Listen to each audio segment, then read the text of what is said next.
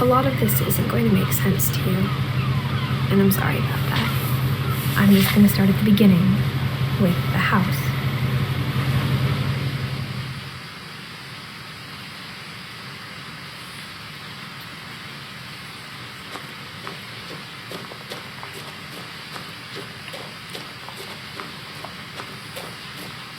I lived here until I was 11, but I wasn't allowed inside half the rooms.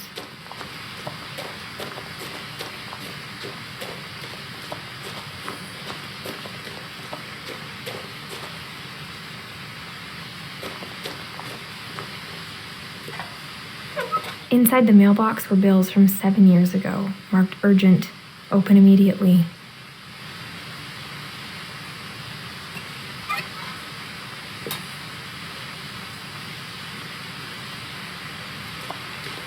I hadn't been back since my brother Lewis's funeral.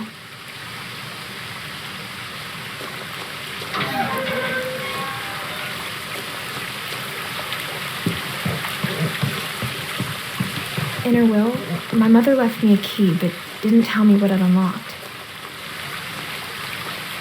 Maybe she thought I'd know, or she thought that the mystery would be enough to bring me back.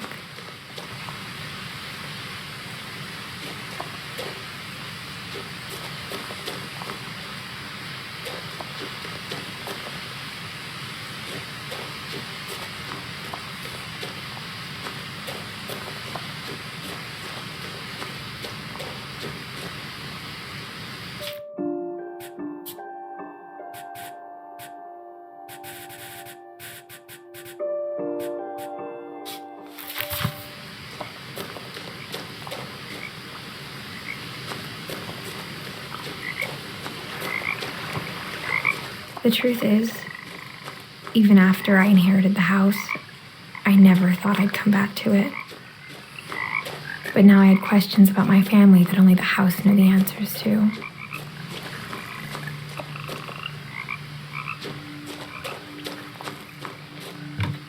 The woods around the house have always been uncomfortably silent, as if they're about to say something but never do.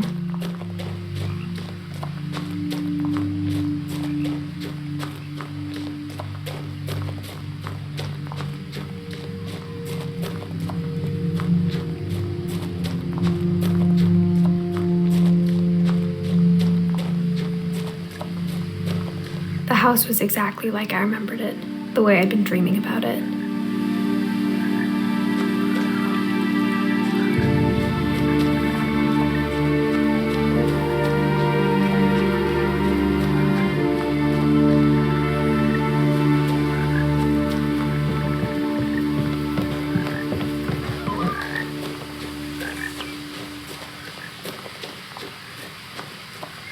I asked Edie once about the dragon in the pond. She said it had killed her husband. I was 6. It seemed like an odd joke to me, even then.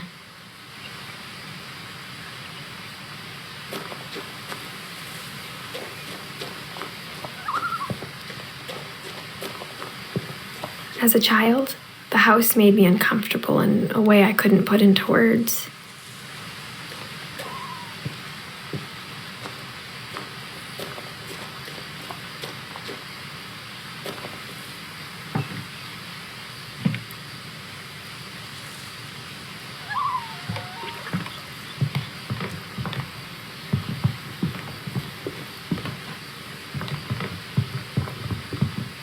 Now, as a 17-year-old, I knew exactly what those words were. I was afraid of the house.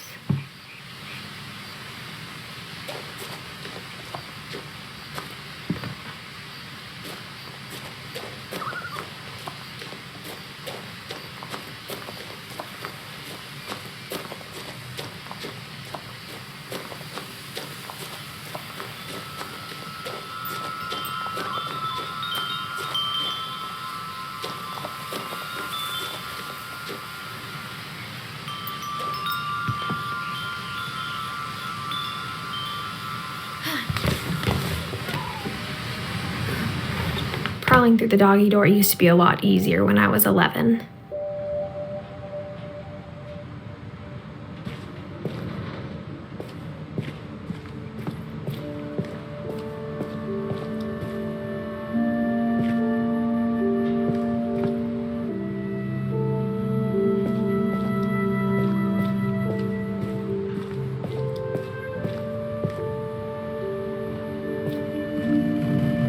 The power had been turned off the night we left.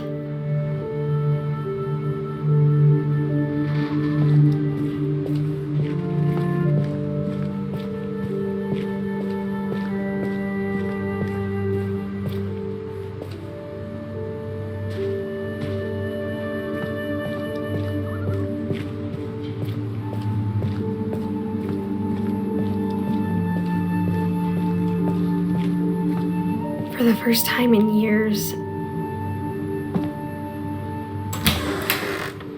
I felt like I was home.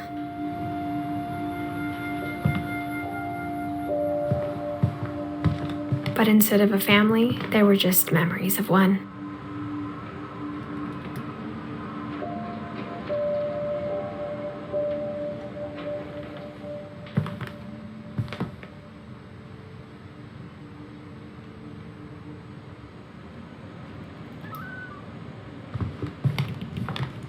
Like how only one restaurant would deliver to our house, so we had Chinese a lot.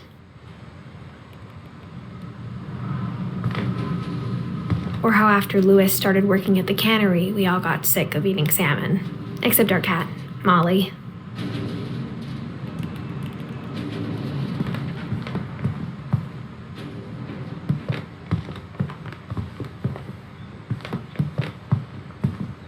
Nothing in the house looked abnormal. There was just too much of it, like a smile with too many teeth. A lot of things got left behind in the whirlwind of that last night.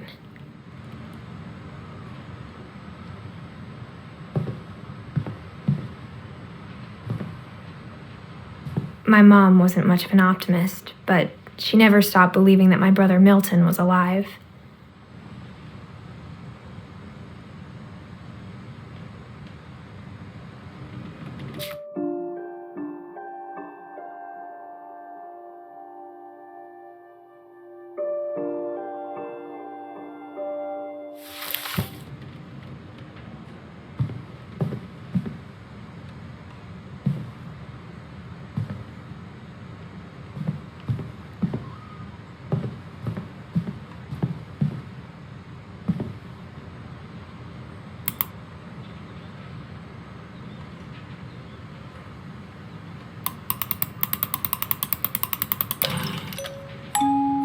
Great-Grandpa Sven built a music box for Barbara, along with the rest of the house.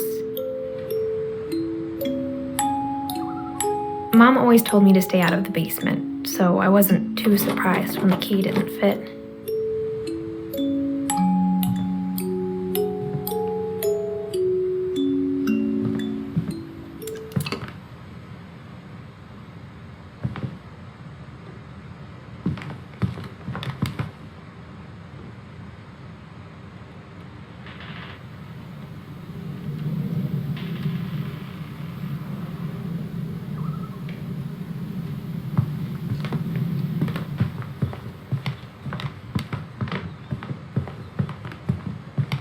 The table was still a wreck from the night we left.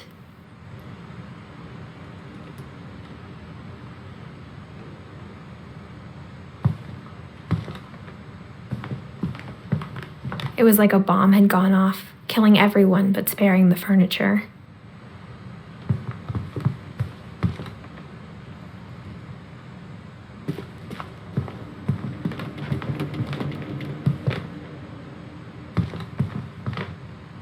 My mom was the only one of us who could imagine Great-Grandma Edie living in a nursing home.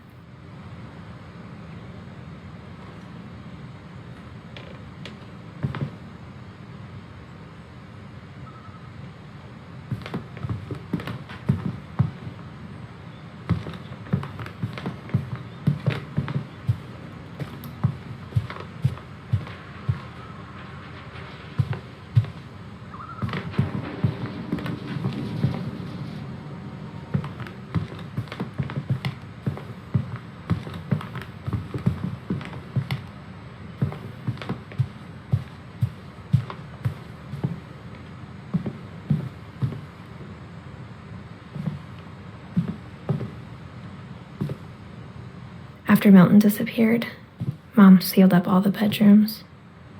Then Edie retaliated and drilled peepholes.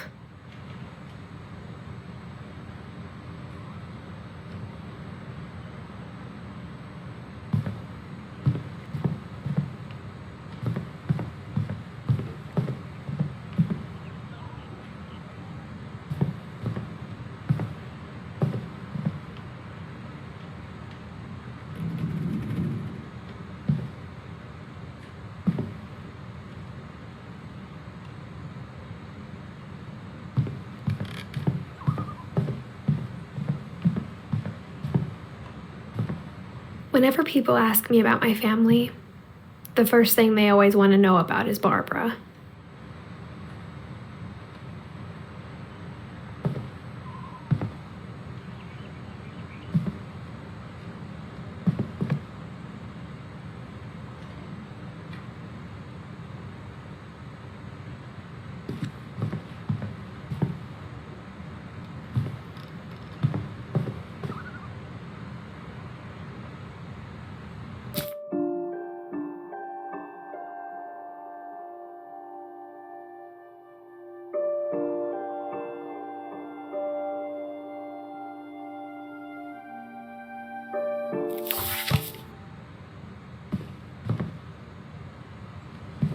Edie's father, Odin, built the original house.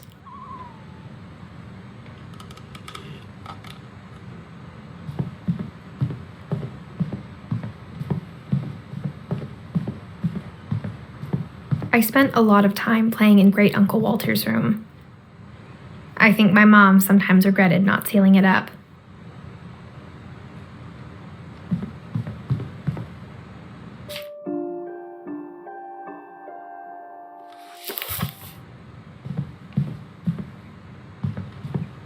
Lewis told me there were secret passages, but I never believed him.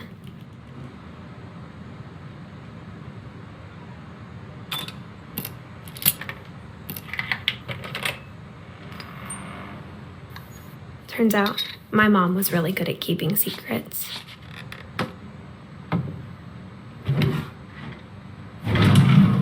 Now it was time to find out what my mom had been afraid of.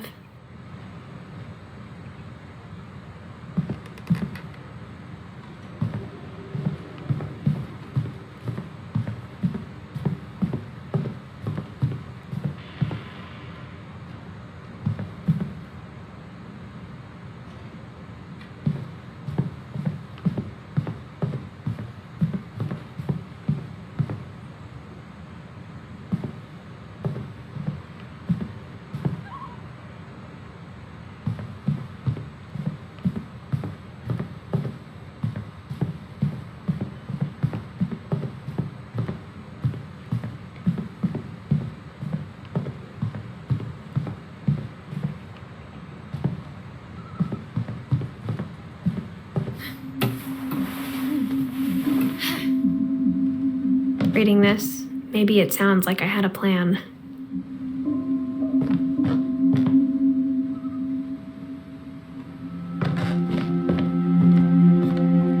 But I had no idea what was behind that door.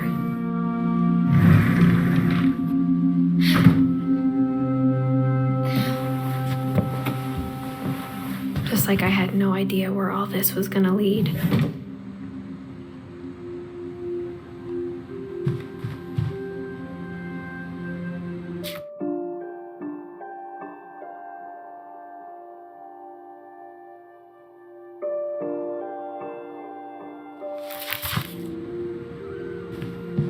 I grew up looking at Molly's room through the peephole.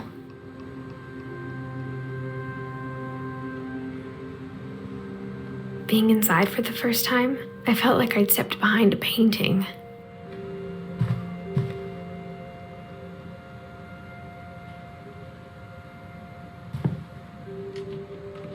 Molly's gerbil had a tiny bedroom with its own even tinier gerbil cage.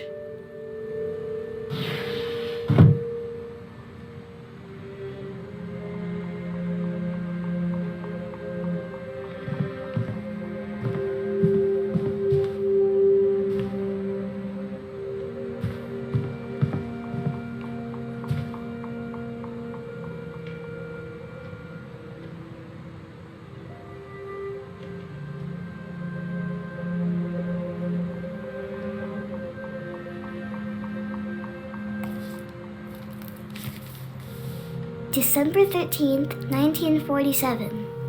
Dear Diary, I'll be gone soon, but I wanted to tell somebody about what's gonna happen. It started when Mom sent me to bed without dinner. I woke up and I was starving, so I looked around for something to eat.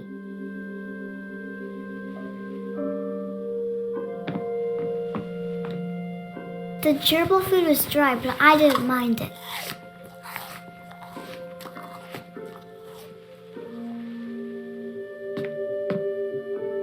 My Halloween candy was all gone.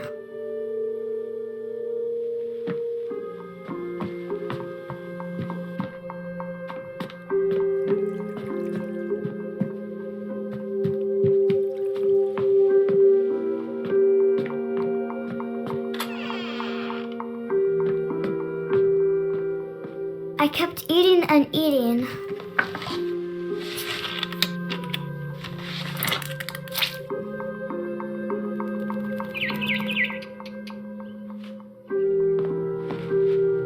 I ate a lot of things that night.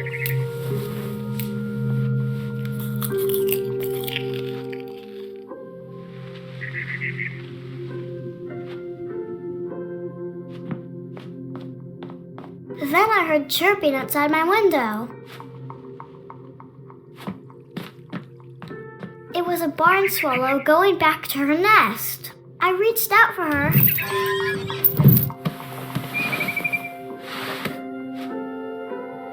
And suddenly, I was a cat.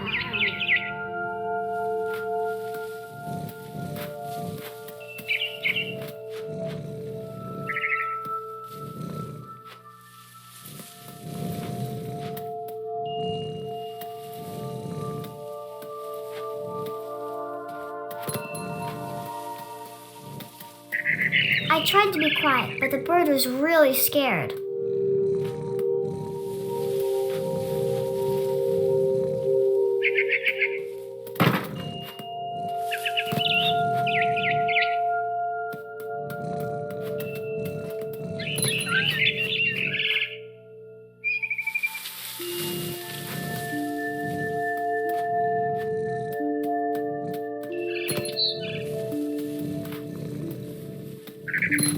Mom and Dad didn't even look at me.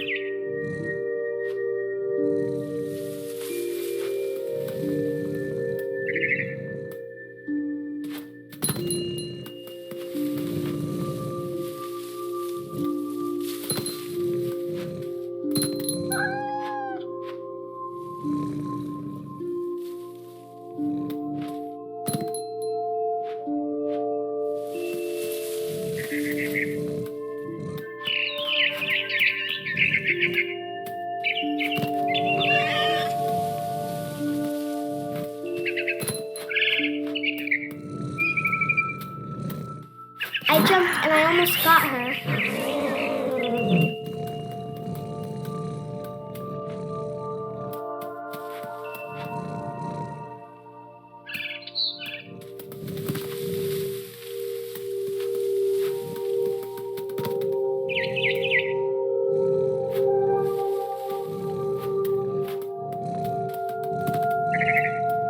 I could tell she was getting really tired.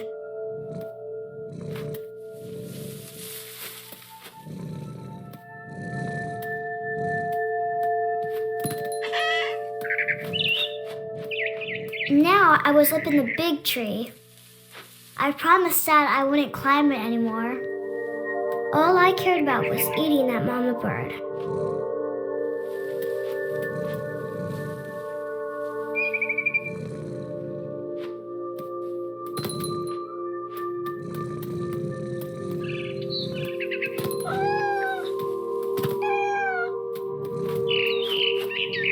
I gobbled her up.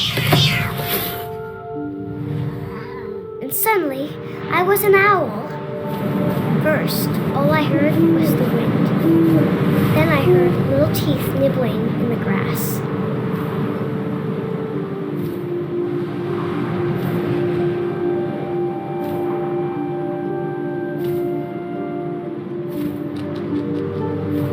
Rabbits.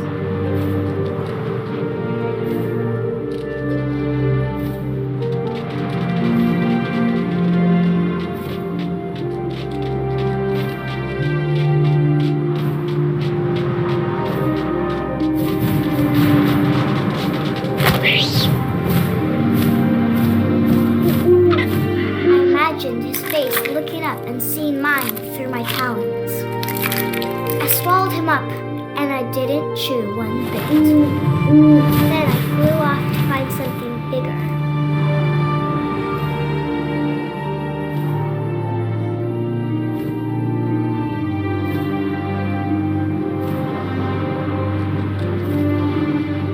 A mama rabbit.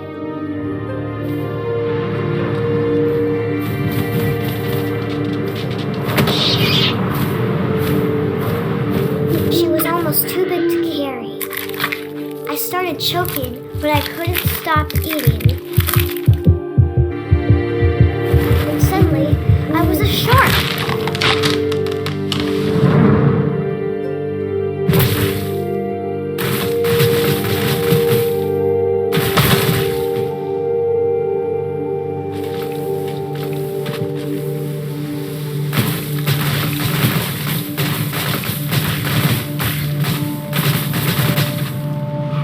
I rolled off a cliff and into the ocean.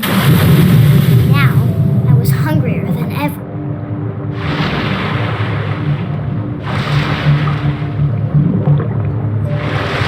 I wanted fat, juicy soups.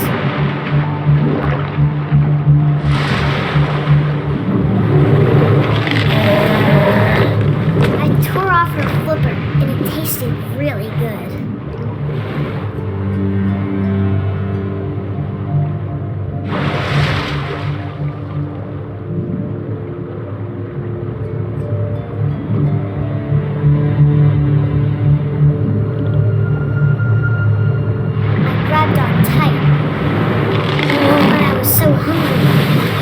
Out of the water.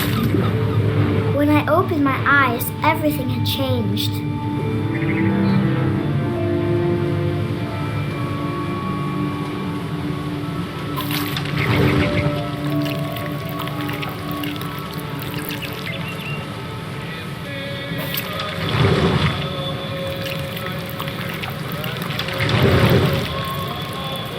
Now I was a monster, and I smelled people everywhere.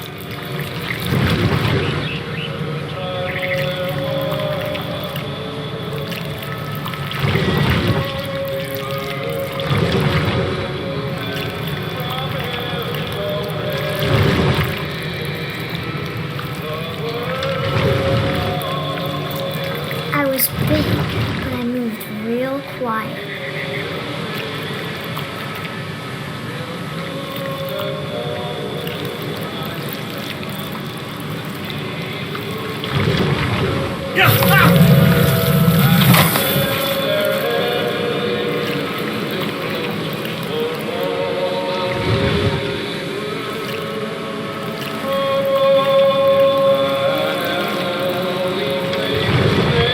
I wanted to stop, but also I didn't.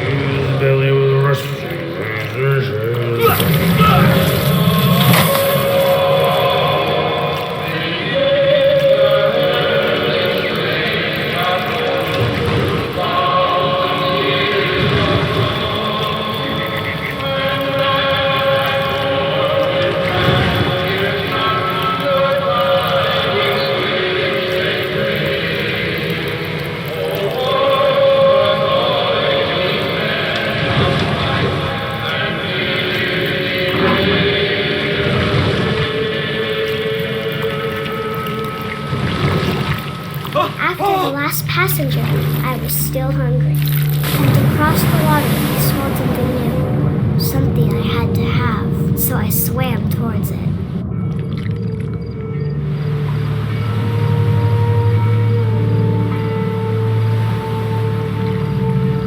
I slithered onto the sand, and the good smell went into an old pipe.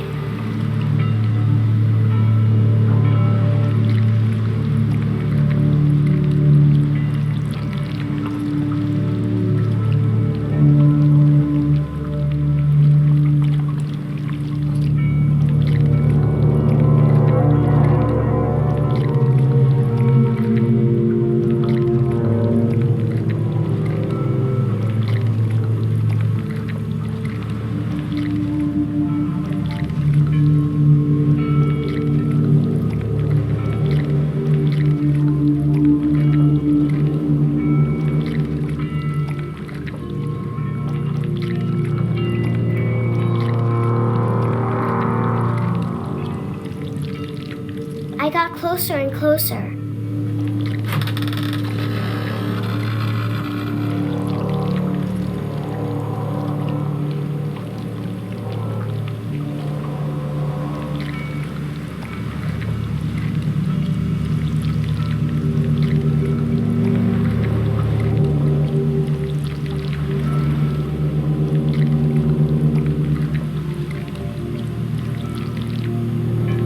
All of my stomach started growling. And suddenly, I was me again. I held my breath for a long time, but I couldn't hear anything. I think it's waiting for me to fall asleep. But it's not going to wait much longer. It needs to feed, and we both know I will be delicious.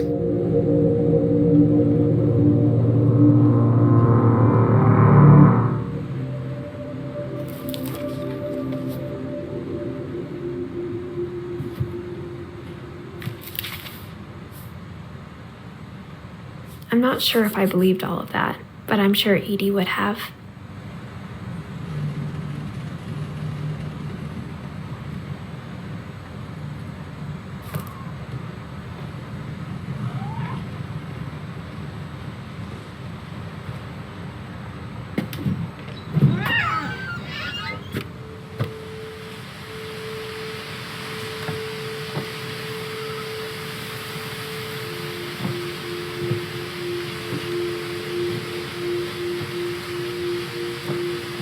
This will be obvious later, but my mom never told me any of these stories.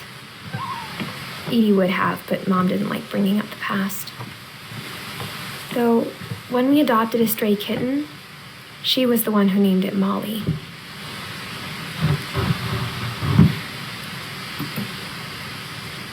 I spent a lot of time in Great-Grandma Edie's room.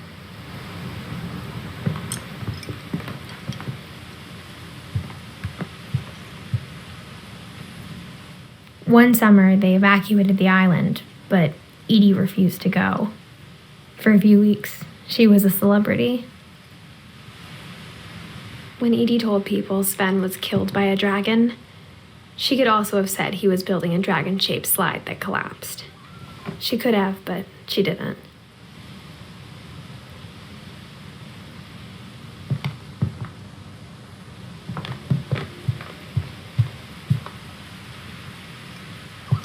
Louis died a week before we left, but Edie had already started to memorialize him. Edie knit me a new pair of gloves every year, just in time to replace the old ones.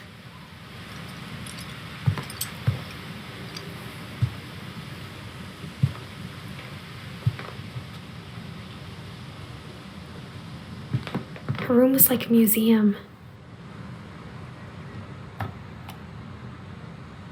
For 500 years, the Finches have been famous throughout Norway for their fortune and misfortune.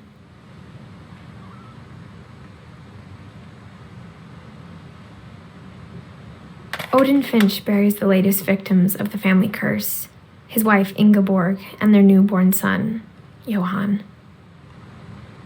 On January 7th, 1937, he set sail with his family and his house, hoping to leave the curse behind. But 40-foot waves off the coast of Washington send the house and Odin to the bottom of the sea. Odin's daughter Edie, with husband Sven and baby Molly, step ashore on their new home, Orcas Island. Odin Finch is the first to be buried in the new family cemetery. His daughter Edie is already dreaming of a new Finch house.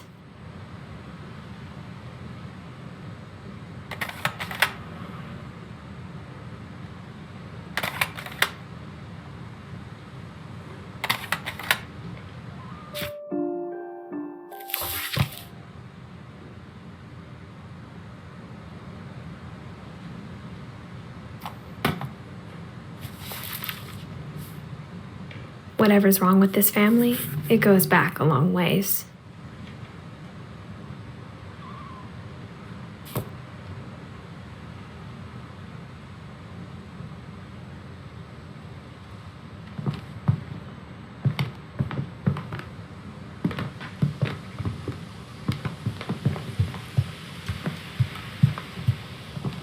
even in her 90s. Sometimes Edie seemed a lot younger than my mother.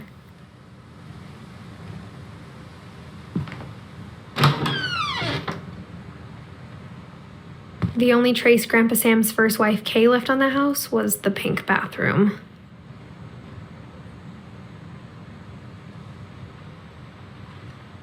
It was a pretty big trace.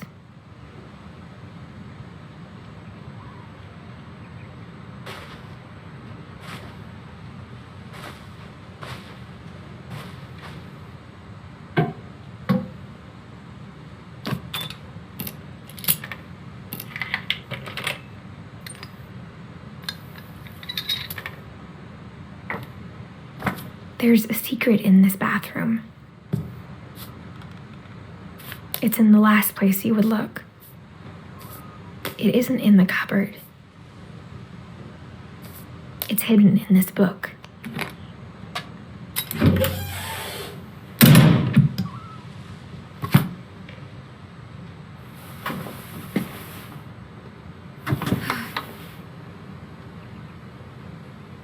Sven gave Sam an old camera he'd refurbished.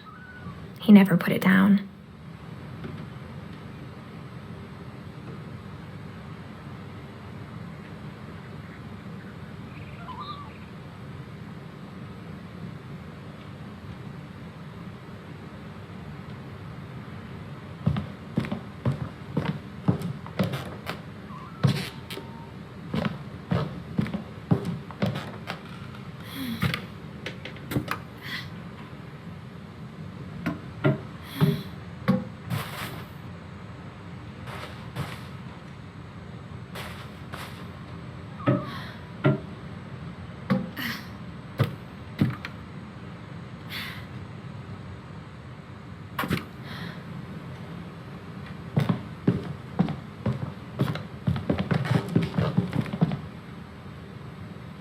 From the paintings on the wall, it was clear my brother Milton had been here before me.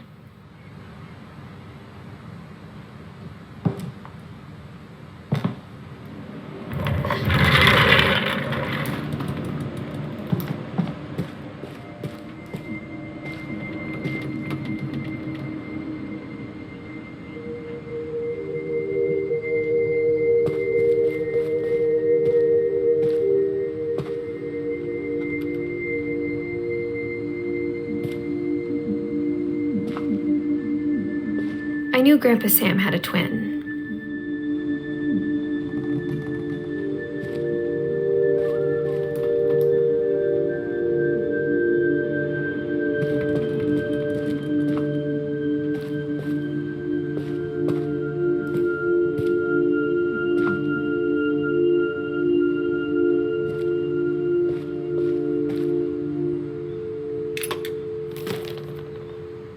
And that he never talked about him.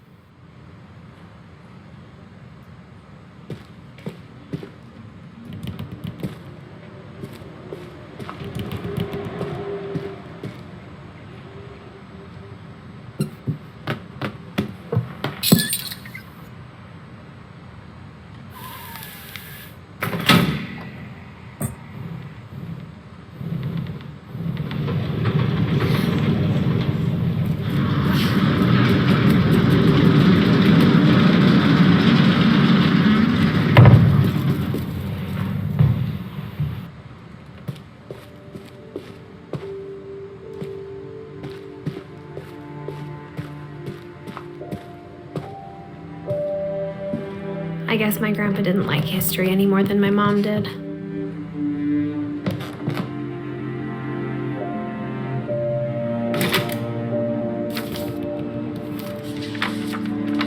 How I Want to Remember My Brother by Sam Finch. The thing I remember is that when he made up his mind, that was it.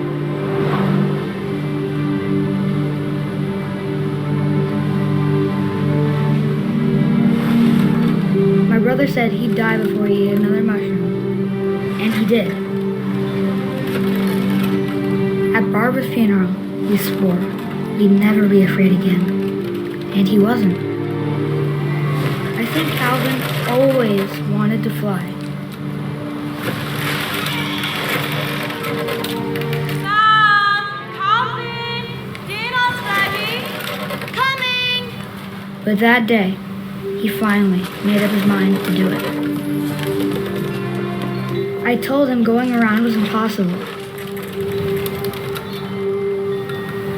Maybe if I hadn't said that. Calvin, I'm not gonna tell you again. Maybe if the wind hadn't picked up.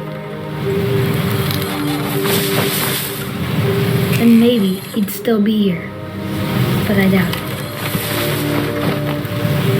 I think he'd already made up his mind. That's what I want to remember about my brother.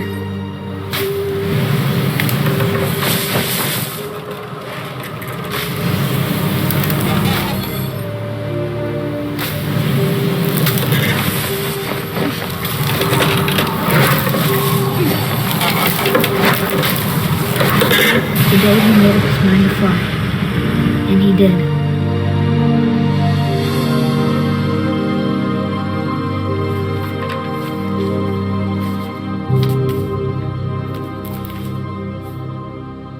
Calvin's story felt strangely familiar. When I was younger, I remember trying to do the exact same thing.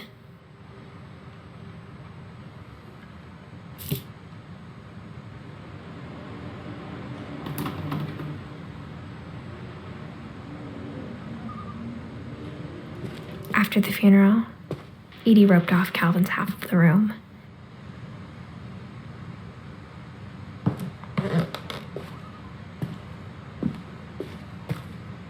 Mom said Grandpa Sam enlisted at 18 and never set foot in the room again.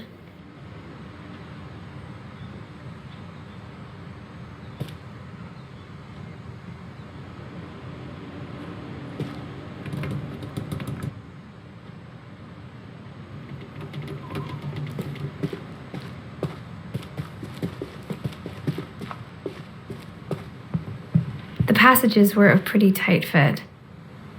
They'd obviously been built for smaller hands and bellies.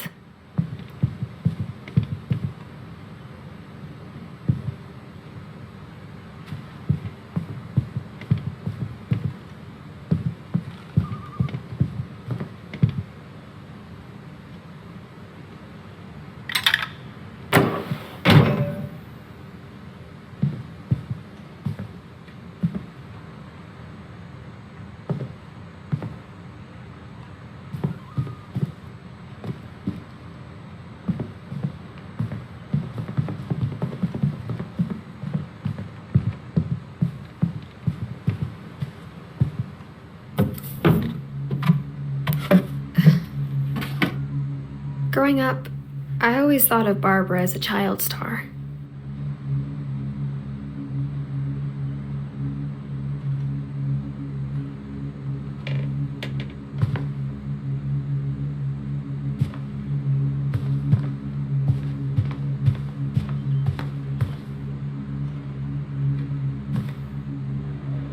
I never thought about how hard it must have been for her afterwards.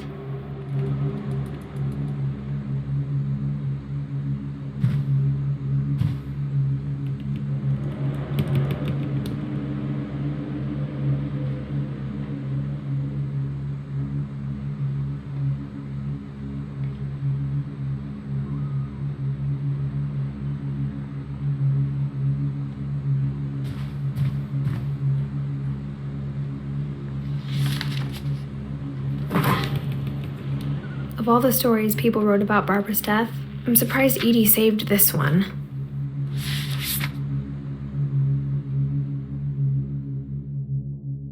Old Jack here with another ghastly tale inspired by America's most unfortunate family. I'm calling it The Surprise Ending of Barbara Finch.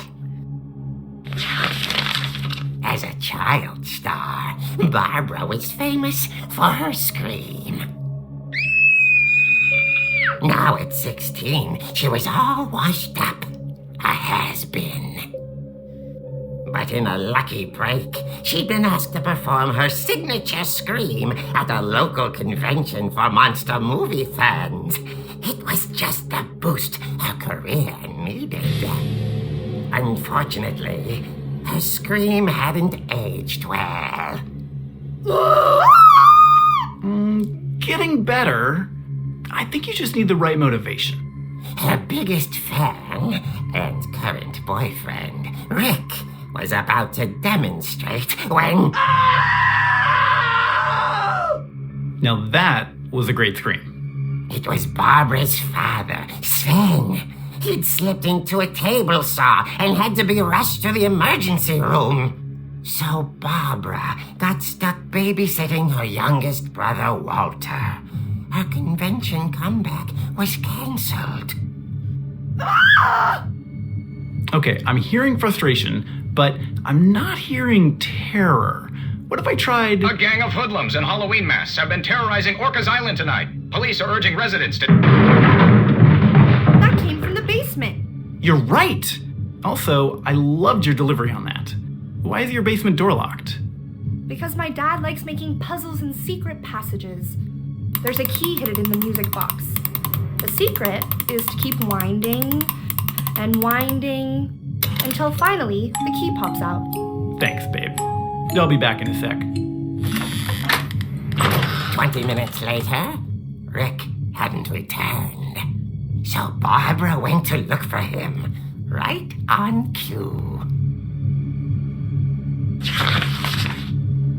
She reached for the music box.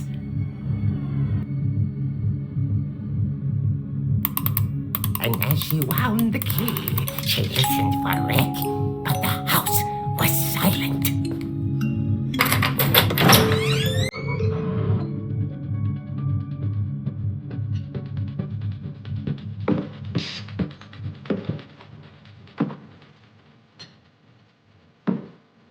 She found Rick's crutch and imagined the worst.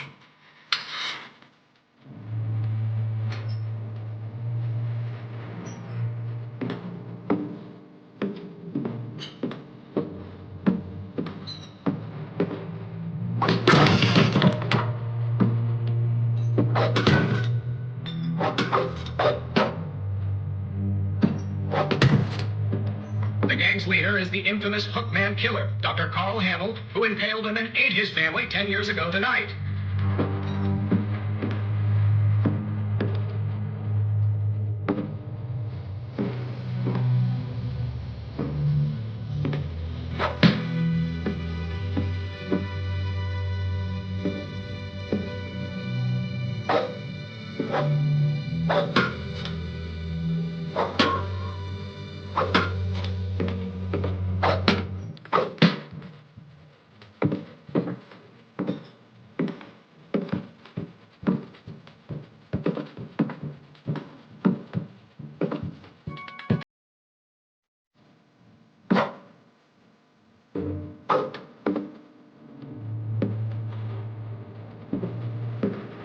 The old fridge rattled and grew still.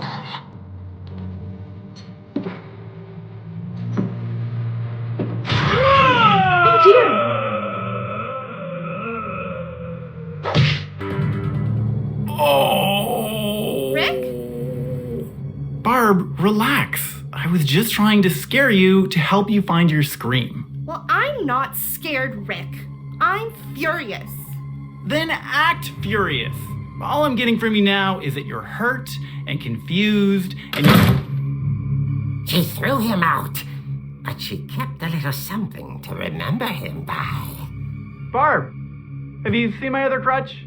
And she was still holding it when she fell asleep watching the late picture show. Hours later...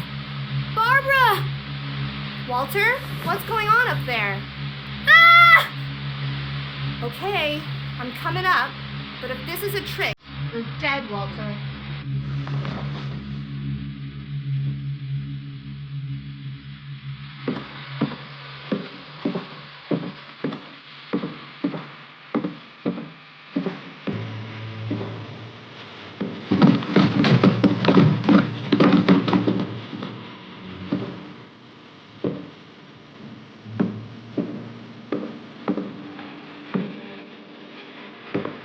Walter, are you there?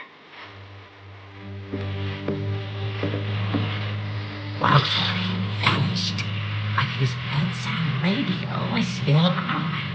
Orcas Island police describe the man as 6 feet tall, with a steel hook for a hand.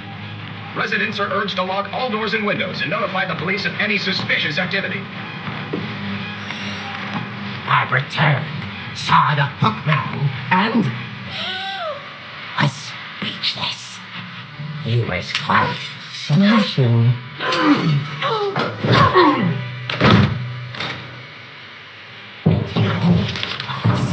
He couldn't get enough of Barbara.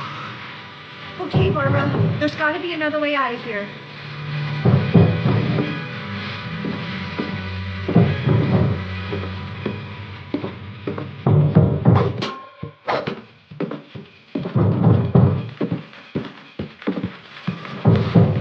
Not. She played her part beautifully.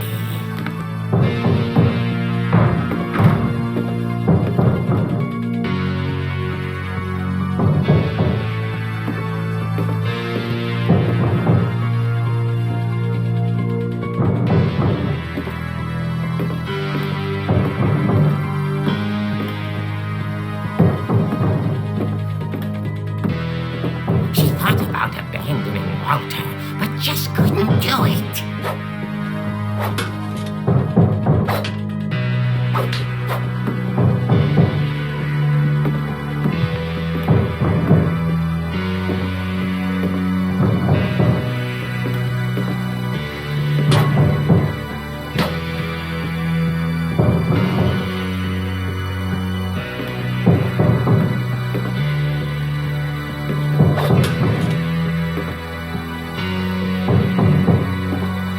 Molly's door hadn't been opened in years. The hinges grow.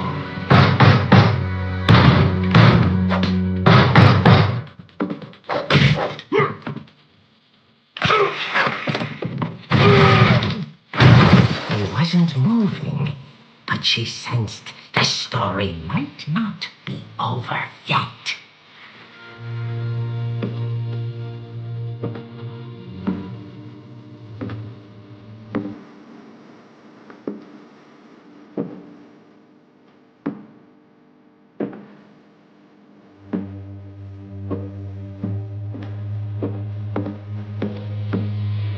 The hookman had vanished. She listened for his breathing, but all she heard was...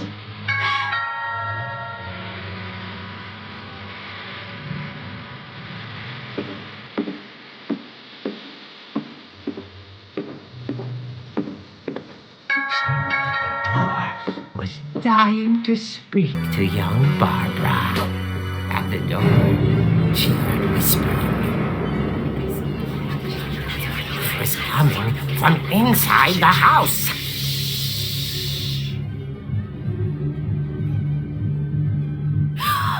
Oh dear. The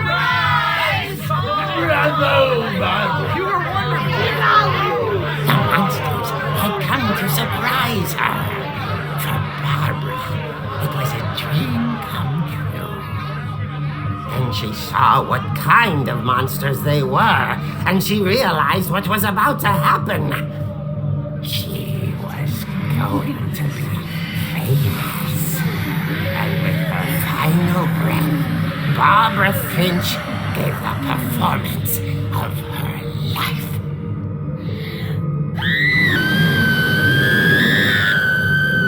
I wasn't there myself, but I hear Barbara was magnificent. Poor girl. She had a taste for stardom. But unfortunately, so did her fans. Of course, the police blamed it all on poor Rick, who disappeared the same night. And little Walter? Hiding under his bed the whole time. He took it all pretty hard, but that's another story.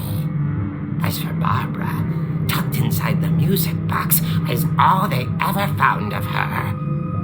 Her ear. Now that's what I call a real eerie tale.